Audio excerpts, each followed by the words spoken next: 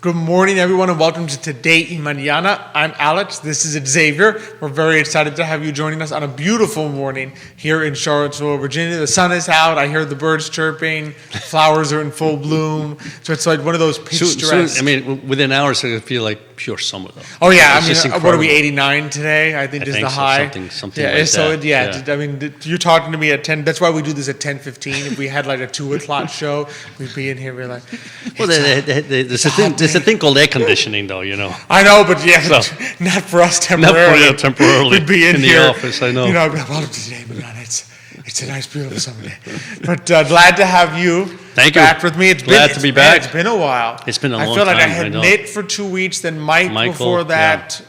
So it's been a little bit since you and I've been having withdrawal symptoms, so I just had to come in today. You just had to come on and join me for some Today Mañana. So we did a great show lined up for everyone this morning. We're going to be joined shortly in the show by Tammy Tatum, local artist, as well as by Jeff Kamrath, the owner of Aqua CVille Hand Car Wash and Aqua Car Wash Express. So we got some great people joining us. I can already tell from you can tell from like the pre-show conversation. Like, absolutely, this is going to be a good one. This is going to be a good one. This is going to be a great show.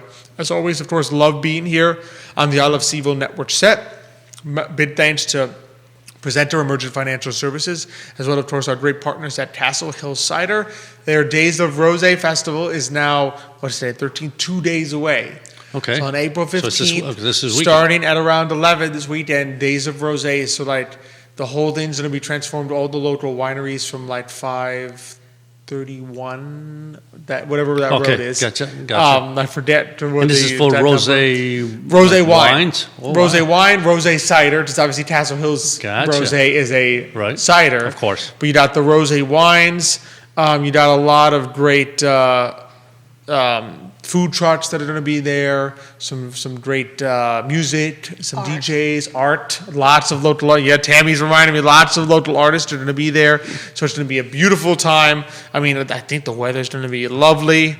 So I mean, don't look. They got to go no matter what. They got to go no matter what. Even if the weather was nice. Rosé wine, rosé cider, beautiful colors out there. I mean, that kind of fits perfectly with spring, right? Rosé, exactly. Right? So. And food, art, so. It's going to be beautiful. So be sure to check it out. You can get tickets at castlehillcider.com. So very easy to find. Days of Rosé Festival. Matthias Yohn Realty, thank you, of course, for being one of our power and partners, I should say. Friends Miguel and Chit at Craddock Serious Insurance. And, of course, Forward Adelante, the premier Latino networking group here in Charlottesville, Virginia. Already got Lily DeRay saying good morning and liked in the show this morning. Good morning, Lily. Anthony Adelfio, thanks for watching the show this morning. So we got the fans are already coming out this morning. So we are loving it. We are loving it here on the I Love CVille Network on Today Mañana. All right, I don't know about you. I'm excited to jump right in. Very much so. Tammy's been jumping up and down here, so I guess she's ready to go. Let's do it. So we are excited to welcome to the show this morning Tammy Tatum, our artist from right here in the Charlottesville area. Yes. Tammy, thanks so much for joining us this morning. Welcome. I'm excited to be here. We're so glad to have you on. So for those who don't know, you haven't met you before, how did you first sort of become interested in the arts? Well, I hate when people say, I came out of the womb with paint in my veins. I didn't. I have always enjoyed painting and drawing, and I went to college thinking I would become an artist, and then I got way-tracked and got married, had babies, and it wasn't my passion, obviously, because I gave it up very quickly. But then my husband was transferred to Puerto Rico, and I speak very little Spanish, and I've had all this time on my hands. So I picked up my painting again, and all of a sudden, I was into it up to my nose. Yeah. That's a lovely story. Yeah. It's amazing how sometimes things come full circle, like those phases of life happen, and then you're like, all right, here we are. I can do this. Yeah. Now, did Puerto Rico inspire you at all in any way? It did. If you go to my website and you look, you'll see quite a few, because I love the architecture of Puerto Rico, and there's a lot of that style of buildings in my work. Now I've started to expand a little bit more. That's fantastic. So what mediums do you typically, is it mostly painting? Watercolor. Watercolor. And what's unusual about what I do is I pour watercolor. So I do not use a paintbrush when I paint. I only use 3 colors, red, blue, and yellow, and I mix it in those little yogurt jars, and had to have a use for those, right? Exactly. So I'm recycling, and I pour, and then I block out areas I want to save, and I pour, and I do that 5 times, getting darker and darker. It's like a batik with watercolor. Wow. That's fascinating. That's amazing, yeah. Yeah, I think a lot of people look at my work and they don't realize The process. The process. Yeah. That's very. I would have thought that You're sitting there with the little paintbrush. No. So is it? And then pouring, I guess, a different combination of colors will kind of yield the color differential. Yeah, it's really interesting because if you look at my paintings, you really don't see red, blue, yellow. Yeah. And that's the beauty of it because I don't know what I'm going to get either, right? It's always a mystery.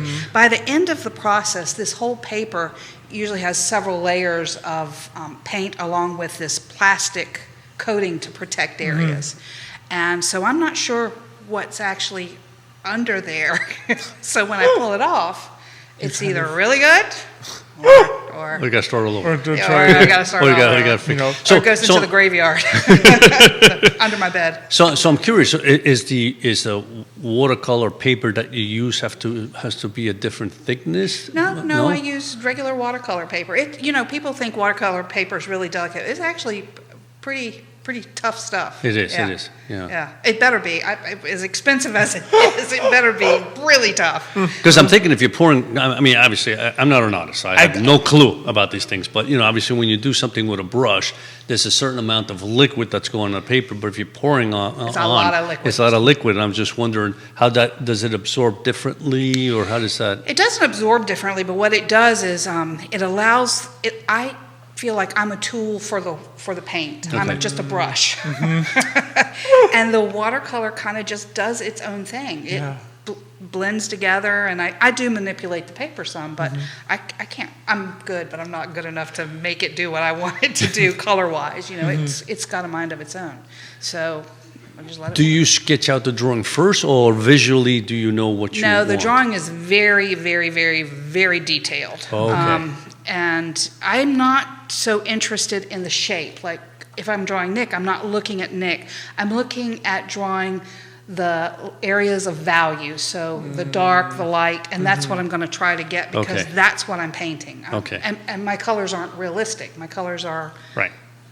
are whatever happens. Design, but they're beautiful. I mean, there's the one in particular from your website. There's one that I think it's in Puerto Rico. It's kind of like a walkway with a little, but the ocean on both sides and a little stone like turret. Yeah, torre. At the torre, yeah. That's there, but just it's amazing. You have the level of detail, but it's true. The colors kind of they're unique, and it doesn't have sharp.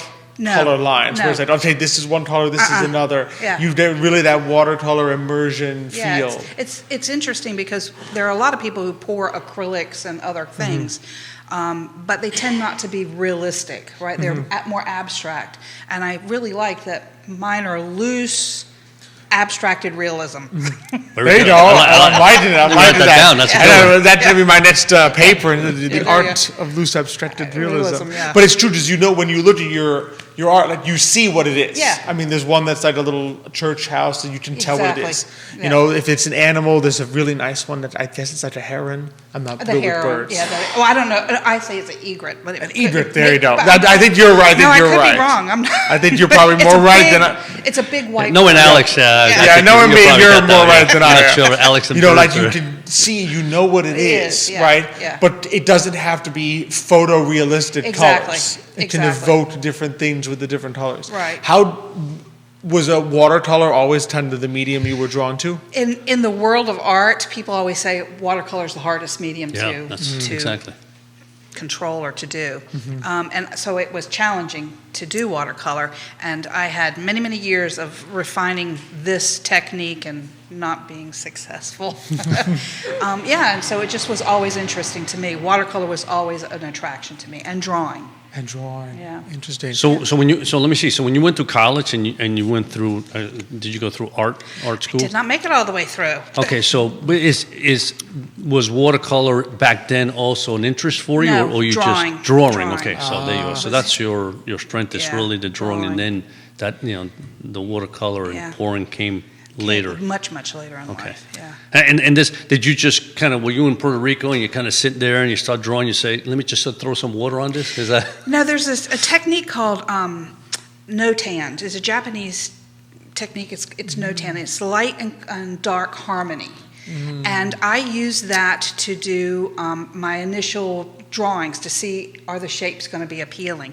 And I just loved the way they looked. And then that led into, well, how can I capture that style in my watercolors? And that led to pouring. How interesting. Yeah. Yeah. Really Yeah, easy. I wouldn't have realized that that's the technique. Nobody It's does. beautiful, yeah. Nobody. I go to vendor events and they're just like, oh yeah, it's another watercolor, and it's like, yeah, it's a little bit different because I don't use a paintbrush. Yeah. That's amazing. That really is. And when you go to Tammy's website, you'll realize how amazing it is when you see the Yeah, I mean, I can, yeah, the to me, it's like, pictures. it's got to be amazing. I The mean, paintings, it's they're- just, wow. That's amazing. So, what kind of led you to take that jump to say, okay, I'm doing watercolor. I'm realizing that did you have a talent for this? That you enjoy doing it? To say, okay, I'm gonna take the professional leap to this. I'm gonna actually like market it and sell. COVID happened. I think that's the answer for everything. Yeah, right? but it's not the first time we've heard it. It helps. I mean, Yeah. it's a, Yeah, COVID happened, and I thought this is, if there's anything good out of it, this is the time that I should really build an inventory, and I had lots of time, and I'm in the unique position that my husband was working, and I couldn't do anything because I didn't speak the language, and so I started building this inventory. And then I came back here to Virginia. I was stuck in Puerto Rico because and they had strict shutdowns. And so I finally got back to Virginia and last April, and I thought, I am really going to launch myself now, and it's taken off. That's Fantastic. amazing. That's Yeah. fantastic. so you literally stayed in Puerto Rico during the COVID years, if you want to call it that? We were actually housebound. We weren't allowed to go out at all. I had a did boxer. you go to the store? They put us on a system where, for a while, it was odd, even license plates, and only one person could go in the store. You had to show your License plate. Yeah. You had to. Remember when they did that with gas? I remember that. Yeah. I remember So that, like 1974 or so. Yeah. So they did it with groceries, and one could go in, and it was crazy. So just not to go insane, you had to find something to do. My husband started building models. Yeah, because you're just looking at four walls. Yeah.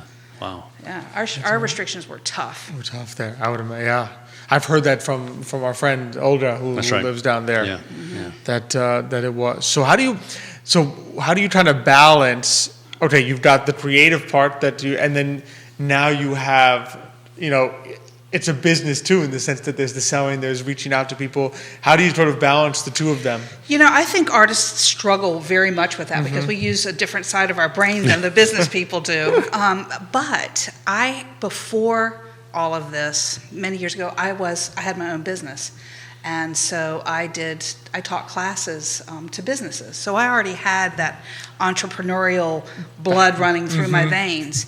And it is hard though, because when you're doing the business, you're taking away from the art. When you're doing art, you're taking. So, it's really hard. And then you have that. Hey, watch this podcast. Oh, look at TikTok. Oh, Instagram. So you have to be disciplined. You have to schedule yourself and make time for both. It is not true. I will paint and they will come. That does not work. No. And most of us have to be in galleries or doing vendor events or going. Exactly. So yeah, it's a juggling act all the time. What are the ways that you found have been most successful for you to reach out and sort of spread the word about? If people are trying to break into becoming a professional artist, the thing I can tell you is to get out into the art scene and the world. I applied and joined and was accepted at McGuffey Art Center. I started going to First Fridays. I did every art event that I could, and I didn't just stand there. I was like, "Hi, I'm Yep, Tammy Tatum, let me show you my work." So Exactly. you have to really Yeah. push yourself out Yeah. there, Yeah. and when you start making those connections, then you start finding out about opportunities and. Different things you can do. And I mean, pretty much in just about, it feels like in almost every business, but in this, you are literally selling yourself, You're right? selling Selling yourself. yourself, and of course, your artwork.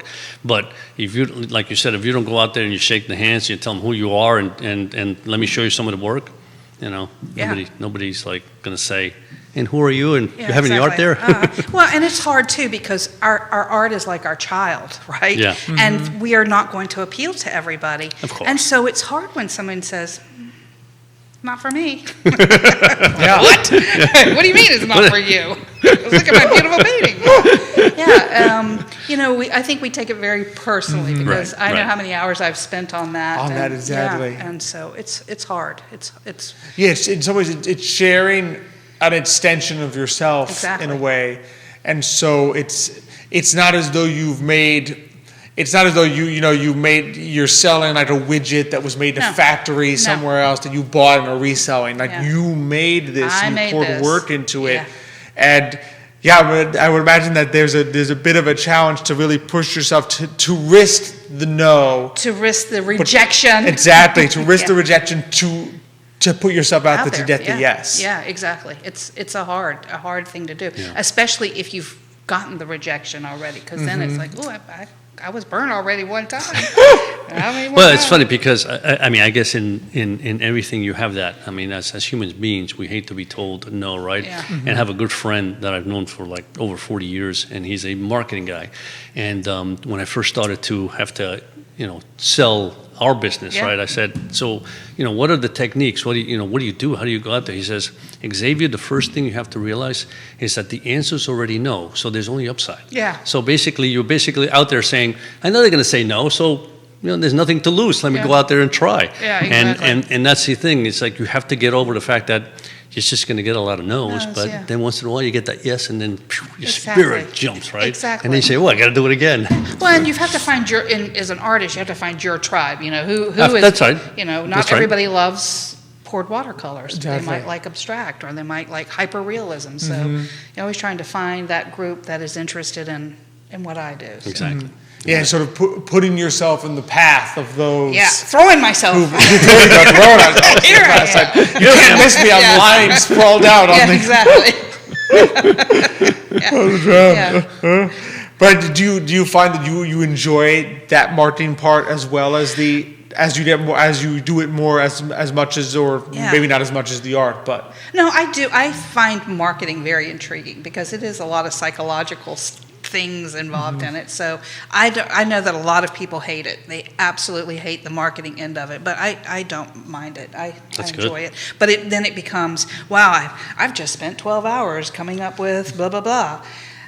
I need to paint. Yeah. So, you need to create more inventory, Yeah. to find that balance. Yep, and it's hard. When out of curiosity, I always wonder for this with artists is what sort of the genesis of like a new painting or a new project? Do you kind of sit down and begin to sketch, or do you try to get an idea in your head that, I have to go and do this? I'm always curious like how the creative process works. Well, there's a great book out there. It's called The Artist's Way, and by Cameron. I can't remember her full name. Anyway, Cameron something. And that also happens as you get older. You can't remember anything. Never happened to me, did it? So she says that as an artist, you should go out and experience the world because you're like a well. And as you fill that well out, when you're in your creative process, it comes back out again. And I think that's what happens. I'm out and I'll see something, I'll be, that would be a great painting, or and then I have more paintings in my head than I actually have time to sit down and do.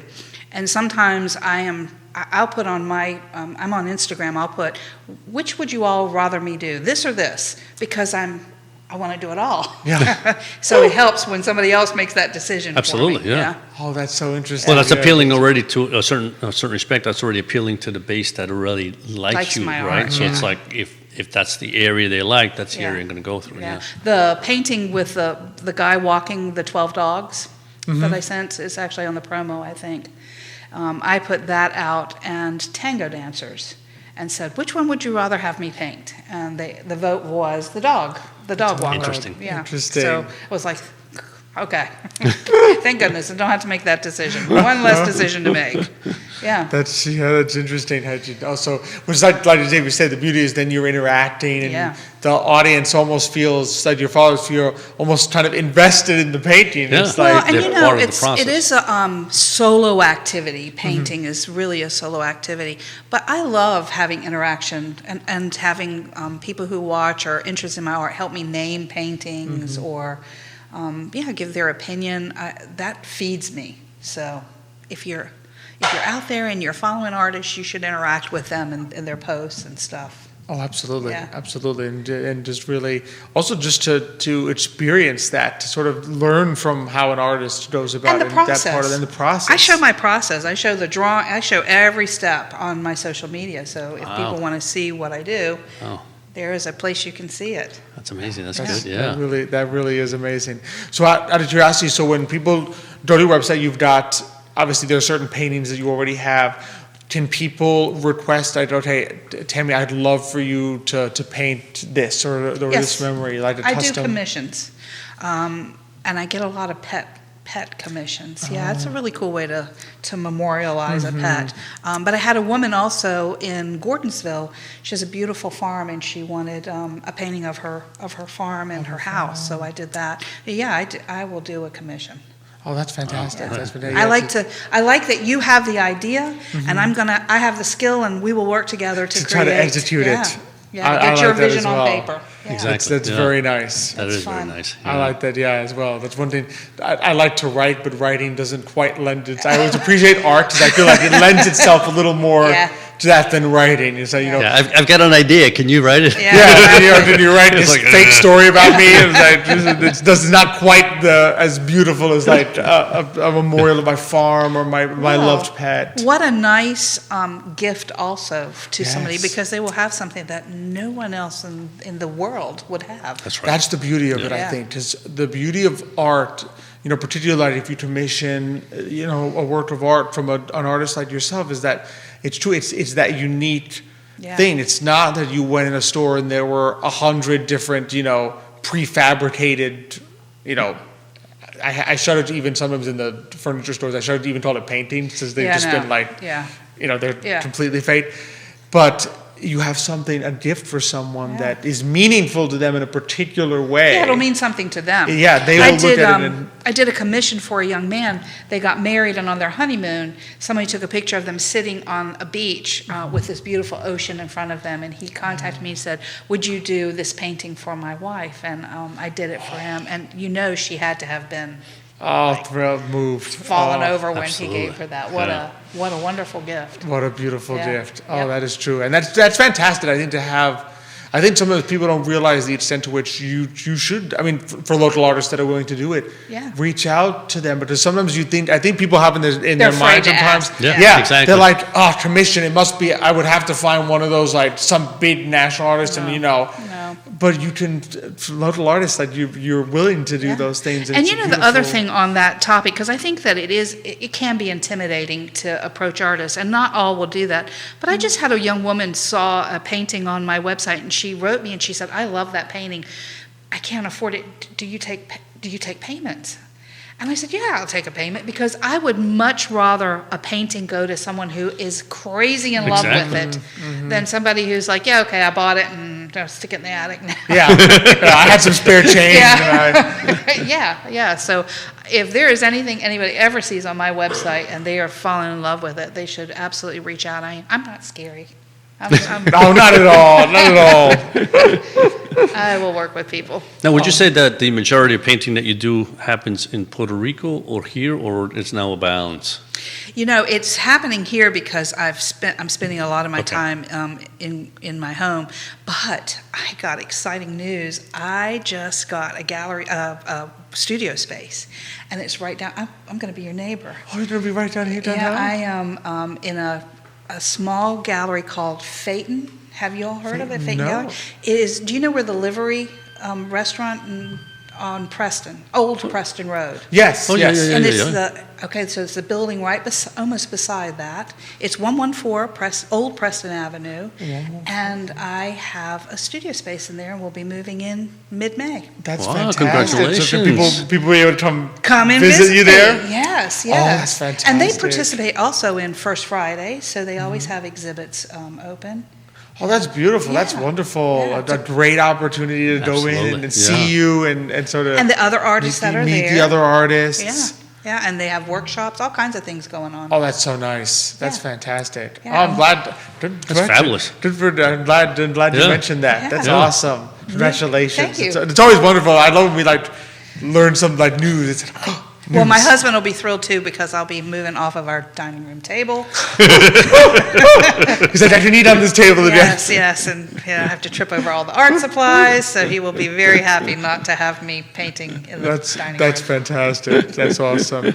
So Tammy, before we let you go, where's the best place for people to get in touch with you and find out more, purchase some art, reach out to you? Well, I have a website, and it's really easy. It's www.tammytatum.com. It couldn't be There you easier. are. Could not be easier. It couldn't be easier. I'm on Instagram, on Facebook. I mentioned I'm at the Phaeton Gallery.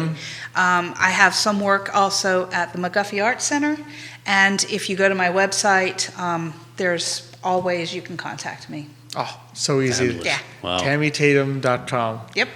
Easy. Easy as could be. Easy to remember. Is that the same for, I don't know enough, is that the same for like Instagram and is that the same? Instagram, I had to put my middle initial because somebody had already taken my name. So Really? it's Tammy H. Tatum. How is that possible? There's only one Tammy Tatum. No, apparently not. So I'm Tammy H. Tatum on Instagram, but Okay. I'm Tammy Tatum on Facebook. Okay. Awesome. Yeah. And TammyTatum.com is the key. TammyTatum.com. TammyTatum.com. Absolutely. Super easy. Come visit me at Phaeton. Yes. Yes, indeed. Definitely. We will. You'll probably see us there. Yay. Oh, Tammy, it's been such a pleasure. It's been Thank you pleasure. so Absolutely. much. Thank you. you It's so been much for great coming. meeting This was you. a lot of and fun. It's been so much fun. Oh, same here. Same here. Same here. Thanks so much for coming on today. All right. All right. So as we rotate here, I always love just I get rejuvenated, I think, by the passion. Oh, yeah, and, exactly. How much people love what they do and love sharing it. And we've always talked about it. Like certainly, when you don't have the talent for something, like I just can't draw to save my life, and I meet people that just, they can kind of throw water and create something like that. It's just amazing Yeah. to me because it's this So impressive. Yeah, there's a certain talent there that you don't realize is just in them, and they're able to put that together. Fantastic. Yeah, it truly is. It truly is. And from one great guest to another, we're glad to have him back on the show. Jeff Kamrath, the owner of Aqua CVille Hand Car Wash and Aqua Car Wash Express. Jeff, good to have you back on. Thanks for having me, guys. Appreciate it. Hi, Jeff. Good to see you. Good to see you. So how things going? It's been a little bit. How's the transition from winter to spring? Spring is here, right? Yeah, we're all wearing, you guys are wearing the business green's got to tie. be I'm on, wearing the short green's got to be sleeves. all over the cars now already, right? Pollen season. Oh baby. yes. Love pollen season. Yeah, Alex does It too. looked- Can't you tell? It hit overnight. It was like, Oh, man, it's it went amazing. from, winter. We had such a mild winter. We did I thought already. it would come a little earlier, and it kind of pushed back, and then it was Yeah. just like, bam! Boom. One day, all the cars just started showing up with pollen on them.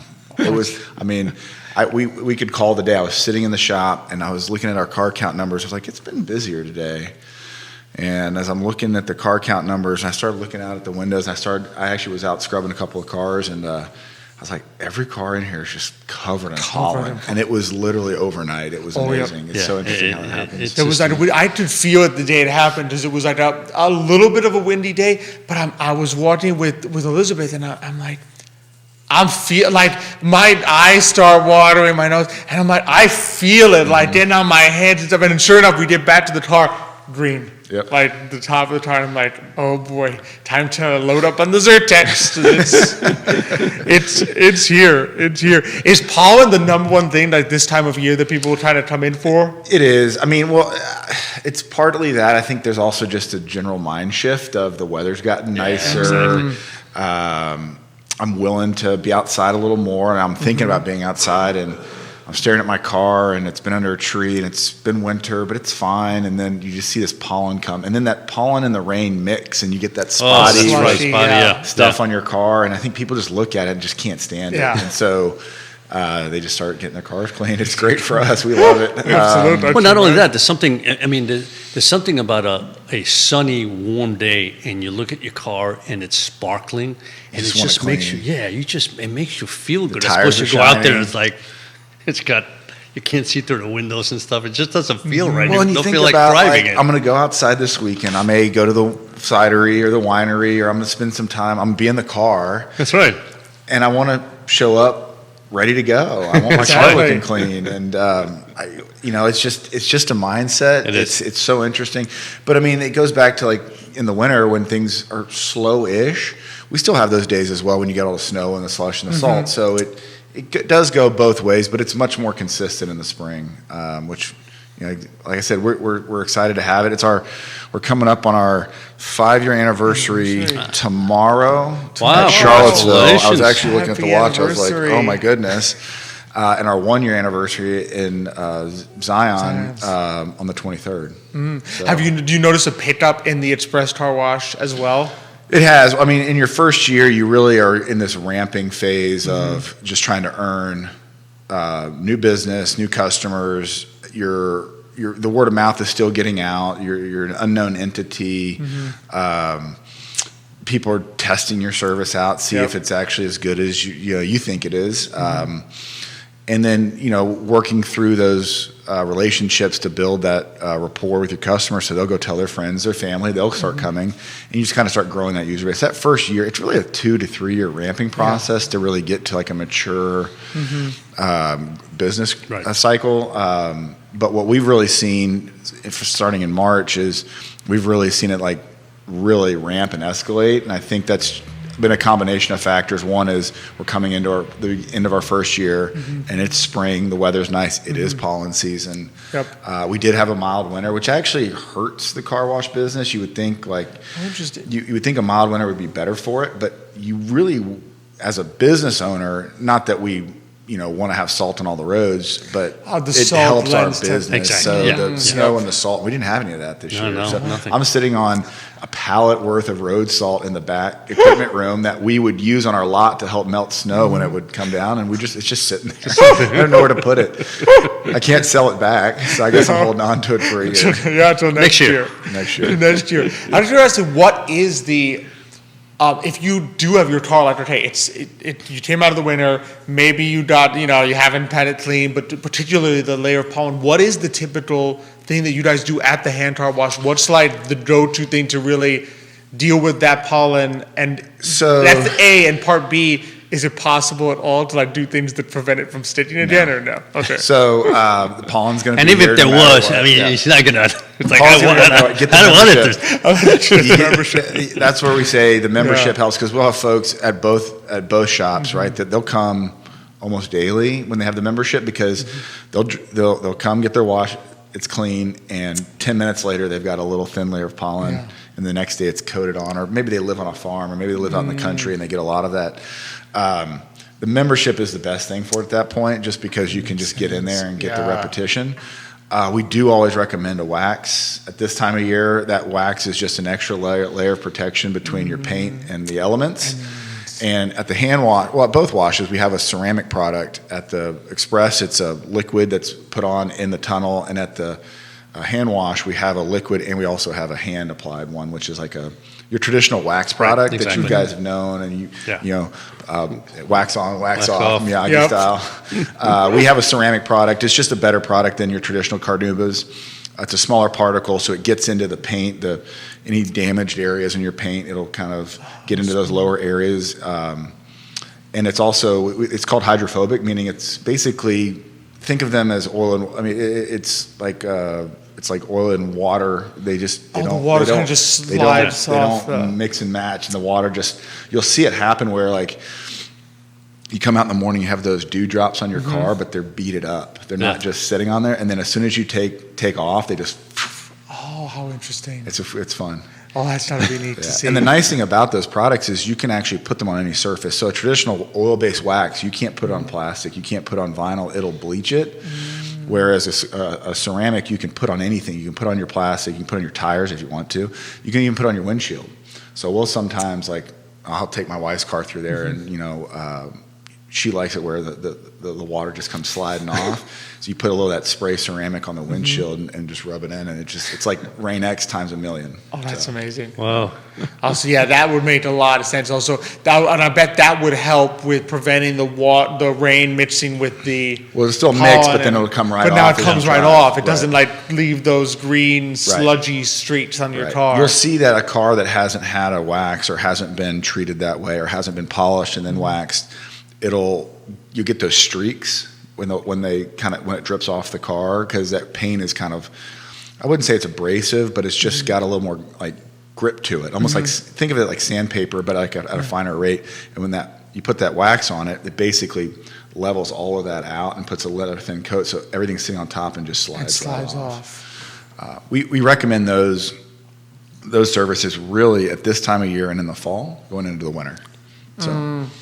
I think it's a good time to do it, especially like you said, if you're going to go into the winter and you got salt being hitting on your car with the rain, it's probably good to get that thing out as quickly as possible. Yeah, and in the fall and in the winter too, you think about the leaves that come down and sit on your car. When those leaves break down with water, you'll get those like brownish stains sometimes on your car, and so that's just another time of the year that you'd like to do it. On my personal vehicles, I do it every other month, every 3 months. I mean, we're there, so I can do it. But,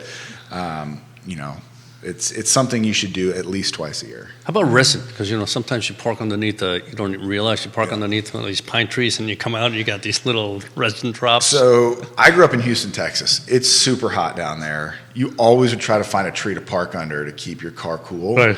That's the worst place you can park your car. Don't park under trees, please. If you're trying to keep your car cool, what you should do is find a parking lot, face it away from the sun, and it's going to be warmer. But as soon as you go into those trees at this time of year, you get that sap coming onto your car. Exactly. It drips onto your car. That sap will actually break down the clear coat on your paint if you don't get it off. Now, it takes some time, but we'll see cars come in that have it hardened. It's been there for years. Yeah. And we'll get it off, and we have a process to get that off. You can use adhesive remover, but you can use some other things too. Sometimes you have to use a plastic razor blade because it's so hardened onto there. It's kind of bonded. When we take it off, you'll actually see a dulled layer underneath. It has gone through the clear coat, and it's now sitting on your paint. Wow, unbelievable. So if you have sap on your car, you sit under a tree, you need to get it off. You need to get off as fast as you can. And when the weather is warm and it's kind of softer, it's easier. Yeah. Right? But when it starts to get cold in the winter and that's hardened up, it hardens. And all it does is it takes that UV light from the sun and basically amplifies it and puts it right through, right under your clear coat, and starts breaking it down. Oof. Yes, that's important.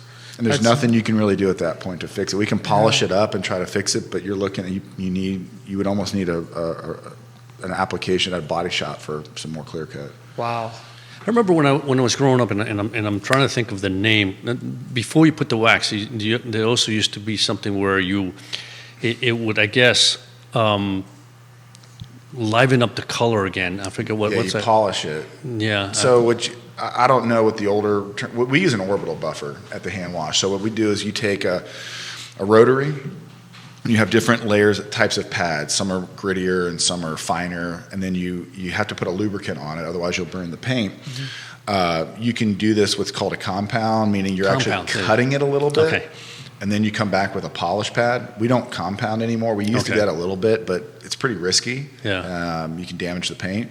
But you take the same rotary, you put a polish pad on it with a polish, actually, you put it on the pad, and you will literally work the paint in different patterns to try to even it out. And what you're doing is you're bringing back the sharpness and the color of the paint. Basically, it's been dulled over time, and you're really taking away a little bit of the layer, the dulled layer on top. So you are damaging paint at that point, or clear coat at that point. And so it's not something you want to do that regularly. You do it a couple of times in the life of the vehicle. Yeah. But it's a great service to do if you're going to sell it, because it really makes that car like shine as you're ready to sell it. You also may see it a lot of times when that car is just a little bit older, it's gone down the road. Sometimes you'll see those little spider marks that have worked its way onto the paint. That's just grit or sand that's kind of just slid down. That's just damage that happens over and over and over as you drive your car. You can do that polish and it'll really take it. But then you'd want to put that wax or that ceramic coat back over the top of it. To protect it on top. Because I remember my father had a 1966 Impala, and after he finished with it, I took over that car. And so I was still young back then. It's like, I got some compounding. I compound the whole thing and then put the wax on it. Oh yeah, absolutely. I mean, Impalas were big cars too. But after I finished, my father said, "Wait a minute, I'm not sure I want to give this car up anymore." Because it looks beautiful. One of the other things that's great about the ceramic versus the old school, we used to use an old school wax, and man, the arm workout you would get putting it on, and it would cake up when it got hot. And then taking it off and getting it to a sheen without having it streak, it's a process. It would take us an hour, with 2 guys. Now with the ceramic, we can knock those out in 20 minutes. The same, and with better coverage, better protection, less risk to the car from the plastic or the vinyls. We're not bleaching that. And it literally goes on and off so much faster. And then it self-levels. So you don't have to sheen it and buff it in evenly. Yeah. You can get it, and you can not be perfect with it. And over the next 24 to 48 hours, it'll level itself out on its own. So not only are you getting a better product, you're getting it quicker, and it lasts longer. So we really like this stuff. That's fantastic. Yeah, that's awesome. I think that's what in reference we had a comment. Chad Wood said saves on wiper blades, but I think he's in reference that So, yeah, Chad, he's in the car wash industry. Chad's a great guy, but he's exactly right. So like, you ever get that squeaky? Right.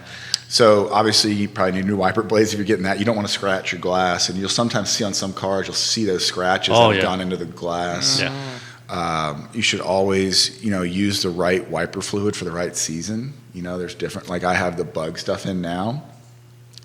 Get the Rain-X, that's got a little bit of that SiO2 in it, which is that ceramic in it, but then the bug version kind of works off the bug grime. In the winter, that has more of like a salt. But then if you put that ceramic on, you can go down the road in a driving rainstorm, and you don't need to use your wiper blades. Like I've gone down 64 in just a monsoon with that ceramic on my windshield, and it's just sheeting off. And the wiper blades are only smearing it more, so it's just blowing off. My son will be like, "Dad, why don't you have your wiper blades on?" I'm like, I don't need it. I can see, Wow. So I don't recommend that if you're not comfortable with your wiper blades. Please don't take that as driving advice. Jeff said that's the usual. We're not advising you to do that, but it's a possibility. I have to text my attorney afterwards and be like, we'll put throw the disclaimer in tell there. Nick to put in the chat, disclaimer, we are not advising you to not do this. use wiper blades. But Chad Wood is a fan. He says, keep up the good work, Jeff. Yeah, Chad's a great guy. He's a fan of that. So I did want to ask you a little bit about that. We touched on it a little bit, just what the process of like the expansion and growth has been like, opening a second location in a slightly different way. Right? Yeah. What's that kind of been like? Because I think that's a stage that I think a lot of entrepreneurs, that when they start businesses in Charlottesville, they think of that. It's like in their 5 or 10 year plan. But, it takes a while to get there, so that a lot of them haven't experienced it yet. Right. So we have talked about this a lot, and I think the biggest challenge that faces most business owners is getting out of the day-to-day business. Mm-hmm. That's not to mean you're not paying attention to it, but that means the first 3 years I was washing cars. We talked about this, and that doesn't scale long term. Mm-hmm. That doesn't scale just in general. Like if you're picking up all the slack from your team, they don't understand or learn how to pick up the slack. You're doing them a disservice. Yeah. Both from your management staff and then from your actual hourly labor. So step one is get it to a point where you trust the people, and then let them make decisions that are in the best interest of your business, right? If you have done your job correctly and put the right people in place and the right pieces in place, and you've trained them, you need to give them ownership and responsibility for those choices. And that does not mean you're completely ignoring it. You're having conversations, but they need to make mistakes on their own and learn from them, and then figure out how to apply those lessons learned to grow your business. So that's step one. Step two is, try to figure out how you evolve, right? I mean, every business can do better in some way, shape, or form. It can be from a process, a service, a pricing, a customer service, a scaling standpoint. Like where do you have success? And so like we learned early on with hand wash, the scalability from the labor standpoint wasn't going to be possible. And so how do we grow but also address that challenge? And that's where we came that's where the tunnel came in, right? As we weren't going to have the labor challenges from a staffing standpoint, and things like that. Now, that's not to say we don't have labor challenges. Everybody does. But the ability to have 4 people run a tunnel versus having 15 run a hand wash, it's less of a challenge. It requires less of my day-to-day, like hands-on. Like, am I there? Yes, I open 3 days a week for, as part of the management staff on my own, outside of my responsibilities as the owner and general manager. So you have to just figure out what those questions and challenges are and then evolve the business. And Tammy was talking about it earlier, like COVID required so much of business owners to evolve how they perform their business that those that have made some changes, I think, you've seen it around town, like they've had a lot of success if you're willing even coming out of it, right. So at the hand wash, we are now appointment only, right? And that's from talking with our staff, or talking with our management, with talking with our investors, like to say, hey, here's what the business really needs to be doing, and then you start working on how do you start making small changes. You don't want to make these whole cloth changes that are really risky. You basically start saying like, hey, we have a lot of success in COVID, for instance. We started doing appointments. So out of COVID, we kept some of that structure with appointments, and now we're appointment only all the time. All the time. So hence the additional value of the membership. Because the membership is the one that you don't need an appointment. You don't need the appointment. Correct. Right. So those are just examples, and everybody has their own challenges and own businesses, and who am I to tell somebody what they should and shouldn't do? I just like to think of it as, if you can just think about your business as an organism that is going to grow and evolve, certain things need to die for that to happen. You need to, like, we've killed off services, we've killed off products, we've killed off pricing, it's like getting your lawn ready every year, right? You need to go get the dead parts of your lawn out before you can grow it. And then you take what you learned last year. Maybe some things didn't work. You throw those away and you keep what worked. And so there's so many analogies you can make here. And so, it's just one of those things. That's what I find most enjoyable about business. And I think that's what most business owners ultimately. I think so. We talk about all the time. The analogy we often use is kind of the jigsaw puzzle. Like there's an enjoyment of putting the pieces together, knowing what doesn't belong, figuring out how to make it work. Right. And I think there's a fun or enjoyable aspect that comes from that. Right. I mean, like your business, your service, your gadget, your thing that you do is your thing, right? You know that better than anybody. But it's the idea that the process is more similar for all of our businesses of getting there than we all realize. Yeah. It's just, solving this problem is unique to the financial business versus the car wash, but the thinking, I bet the underlying thought process, we could probably have a conference room meeting and sit down, and you could fill me in and we could start skinning the cat that way, right? Exactly. And figuring out, having some of the similar conversations. And so I think the more conversations other business owners have with each other, it expands their own thinking, because they'll think of something or they'll be told something that's someone else, completely out of their thought process, and it just, you're like, oh, that's a great idea. It clicks. Exactly. Absolutely. Johnny Nickolas liking and sharing the show this morning. Brian Johnson, Jake Retro, Kevin Higgins. So lots of fans liking the show this morning. Couple shout outs. Jake actually did one of the ideas, Jake installed all of our new speakers out at Zion Crossroads. And so one of the things we had out there is we were trying to increase the customer experience out there without, as a new business, we didn't have a lot of excess cash to just, you could do a bunch of things that obviously cost a lot of money, but like, how can we do things that are incremental? And so one of the things that, as you walk around the property, you can hear the hum of the vacuums all the time. It's not loud, but it's there, and it's just kind of dull and boring out there. Yeah. And so we ended up adding some speakers with a little receiver out there, and we just play music out there. Simple. It's not like blaring loud, but like it's just one of those things where now it's like a place like, hey, I'm cleaning my car, and there's some good music on. It's Yeah, just you one of don't those feel little this things. total It's like, dullness of like the same. I like being here. Yeah. It's cool. Yeah. And so Jake installed them for us, and we're super grateful. And Jake is a man of many talents. He's also owns the Mosquito Squad business in town. Oh, So okay. he's I've seen his. Yes, I've seen his little signs. Right. So it's,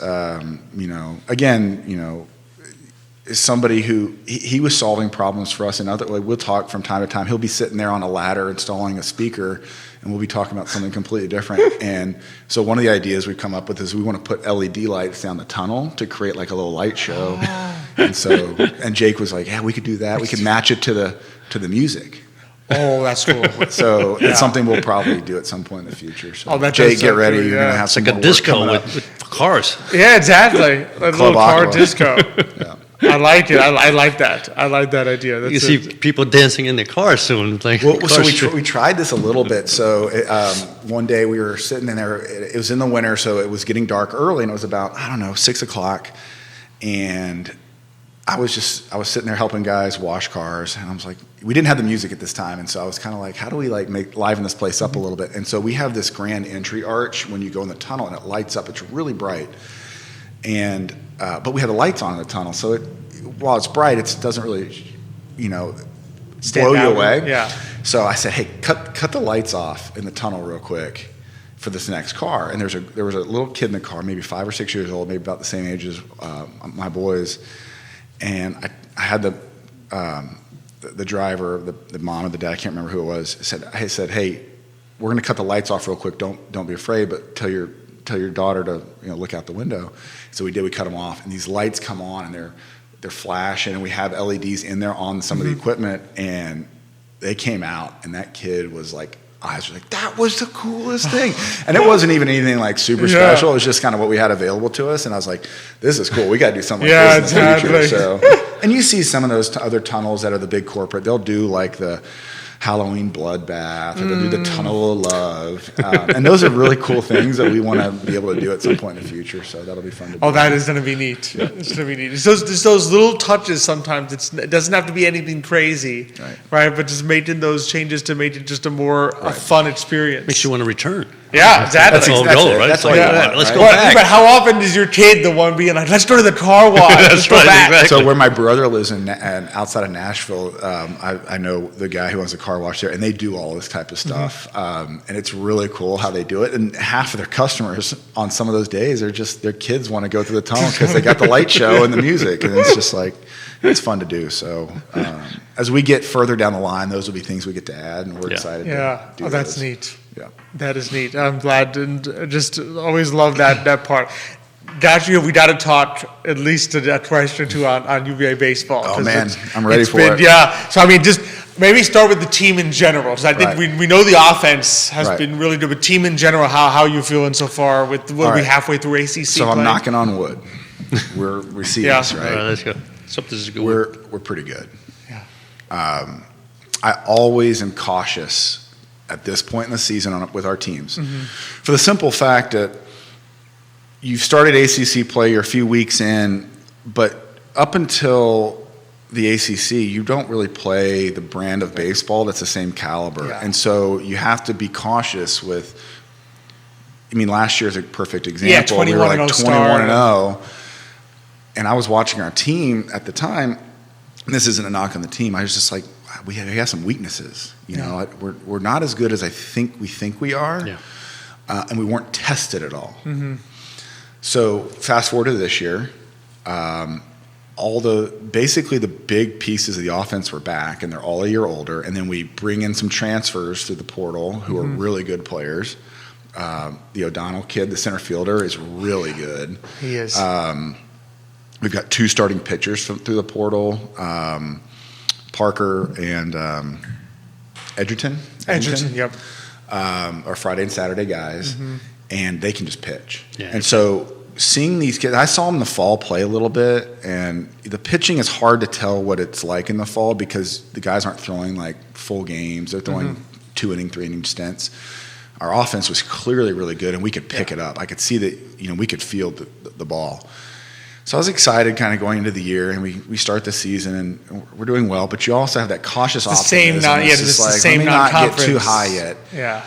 And then we go to NC State to open ACC, or no, UNC and then NC State, and we'd go 2 out of 3 on the road to open ACC play, and they're both ranked, and you're kind of going, we may be good. Yeah. Fast forward to we sweep. I can't remember who we sweep, and then we play at Florida State. I think we swept Florida State. Florida State was, yeah, that's right. We sweep Florida State, then we go to Virginia Tech. And at this point, I'm thinking, Florida State. I know they're not on as well as they are, but it's still Florida State. Yeah. And we play Virginia Tech, and we lose that series, and then we come back But what I see is you come back after losing at Tech, 2 out of 3, and you play Miami at home, is ranked 20. And Miami's no slouch, and never a slouch. Yeah, exactly. And we sweep. Yeah. And we play a couple of close. We win the Friday game, in the extra innings, and then we stomp on them Saturday. And I can't remember what the score was Sunday, but we take care of business. To see that happen to me, and I would imagine Coach O'Connor sees it the same way, is you have a down week. You think you may be really good, and then you kind of have some medicine given to you, and then you step right back out the next week and step up and go 4-0 or 5-0, whatever it is, against a ranked opponent. That was huge. Yeah. And so what I see in this team is we can clearly hit it. We're top 2 or 3 in the country in hitting. We're top 2 or 3 in the country in pitching. We're top 10 in fielding. So the bones are all there. And now these guys have figured out that they're figuring out how to win. And that's the skill that I feel like, and it's tough to figure out in college baseball, of like the mindset of if you're in a game late. We used to have this mindset pre-Coach O'Connor, which you always were worried, like, how are we going to lose this game? How's it going to happen? We're up late, but like you're kind of like you're thinking about the negative. Yeah. Fast forward to 2004 when Coach O'Connor gets here, we were behind in most of our games late. And we were called the Cardiac Cavaliers then. And our mindset, though, was, okay, we're down 1 or 2. How are we going to win this thing? And what you see with these guys is they kind of have that mindset of, is how are we going to win this thing? Or they're learning the skill of winning, number one. But then they're taking care of business. When you are supposed to beat a team, they beat the team. Yeah. You don't let them hang around. They don't play down to the competition. Yeah. They don't let them hang around, right? Good example, yesterday I was at the game. We spot Mount St. Mary's 3 runs in the first, right? Made an error. They're hitting the ball hard. And you come right back out and drop 9 on them in the bottom of the first inning. That's what you're supposed to do. Yeah. You're not supposed to say, oh, we'll take care of it. We got 9 innings to go. But they come right out and drop 9. Yeah. And what I see from this team is like they are stepping on the gas all the time. That's exciting because when you play better competition, you're going to need every bit of that because the other team is the other teams are really good, and they're only going to get better as you go deeper in the season. So I see a really special team.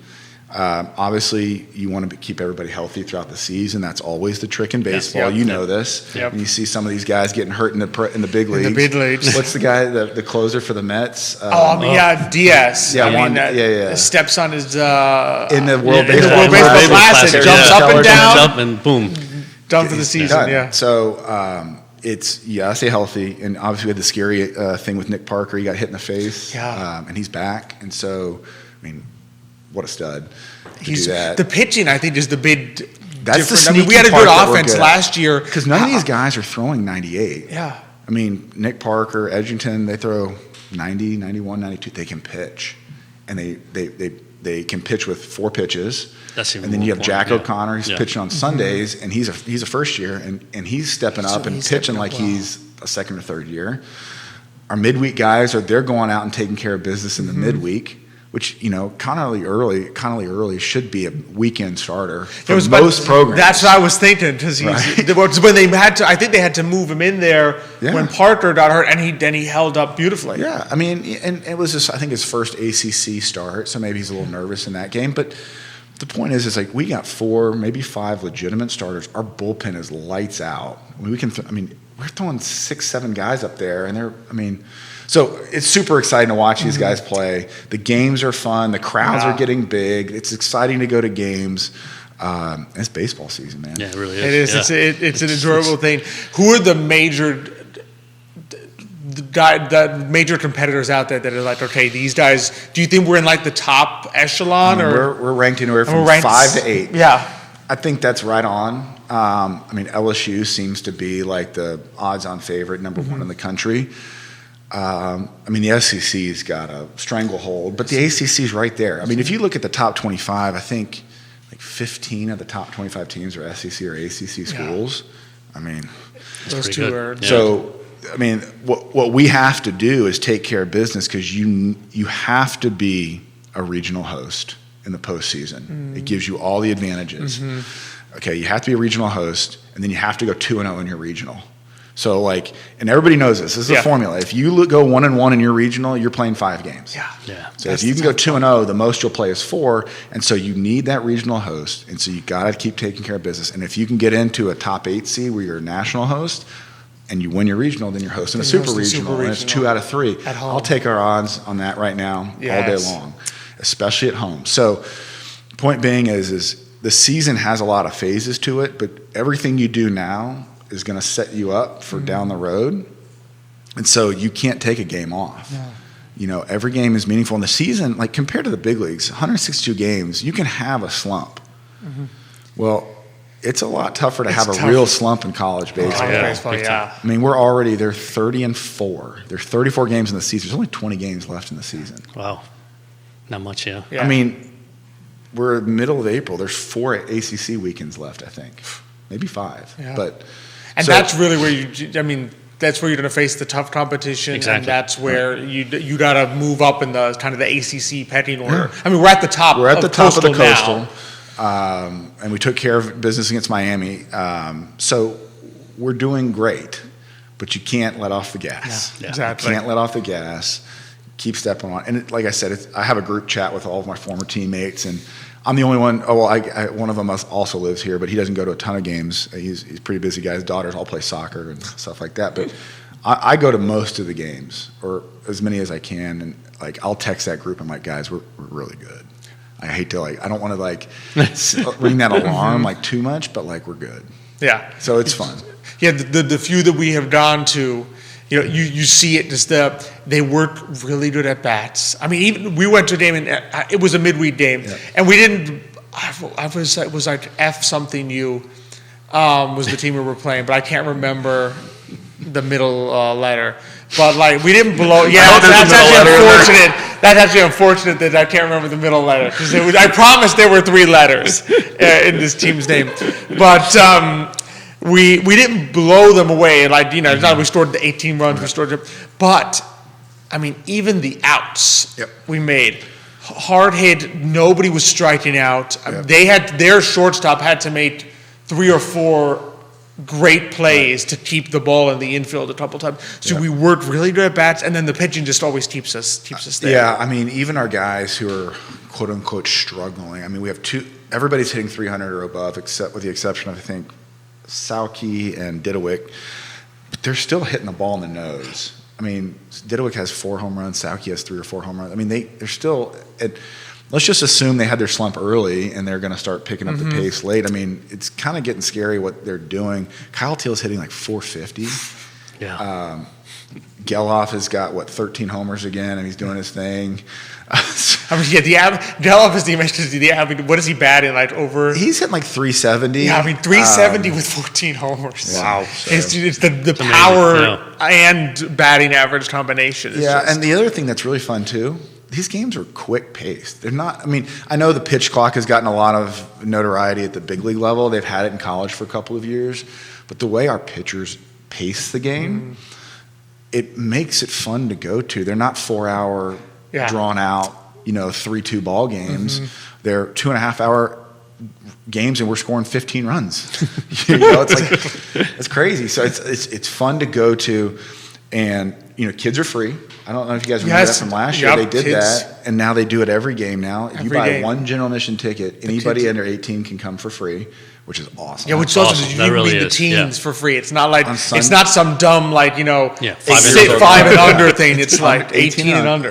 And on Sundays you can run the bases, meet the team. My kids have every autograph from every player. They've got a million foul balls.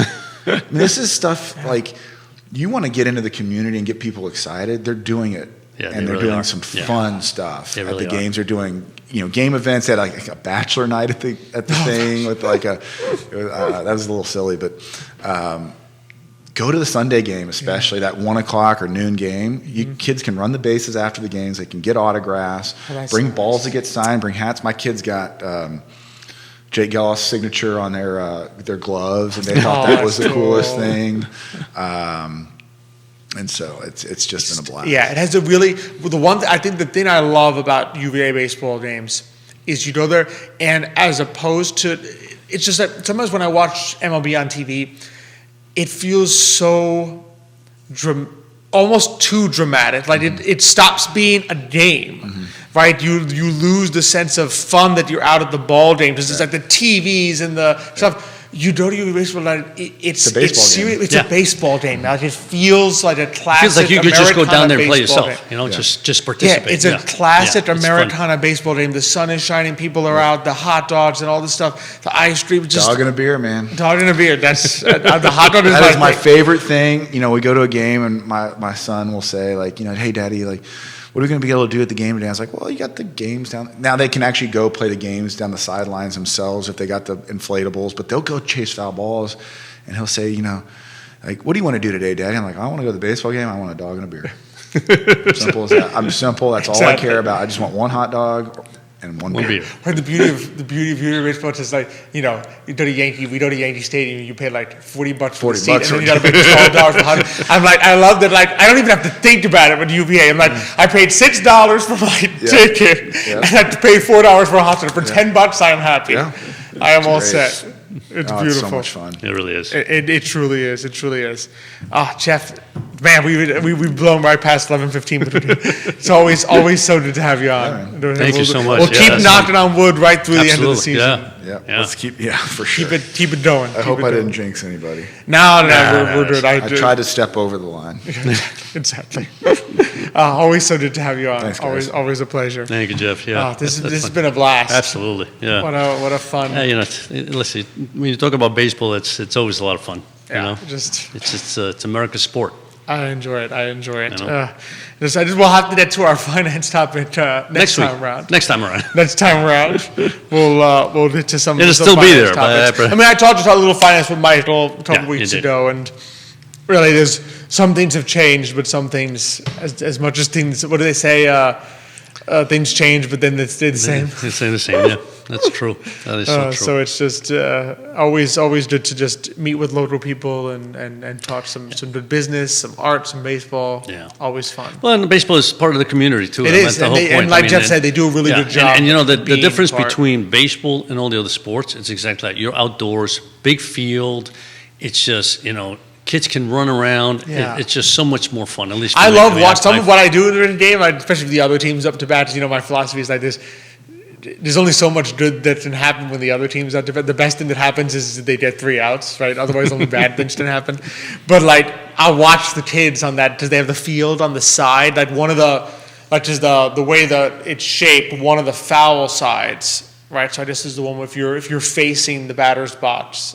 Right, on the right, the foul line is a field. It's like a little grassy hill. Right.